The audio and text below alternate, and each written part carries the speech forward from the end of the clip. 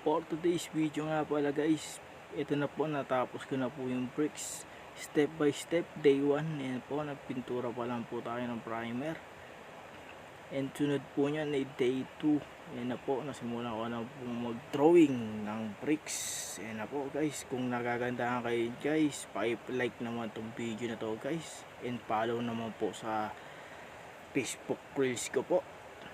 And guys, yan na po ang kabuuan nitong video na to guys.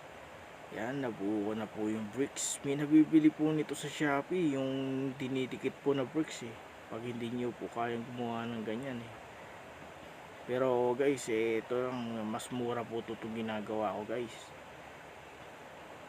Tsaka art po talaga po ito guys. Yan, sana po tuwa kayo sa mga ginagawa ko guys. God bless po. And thank you for watching.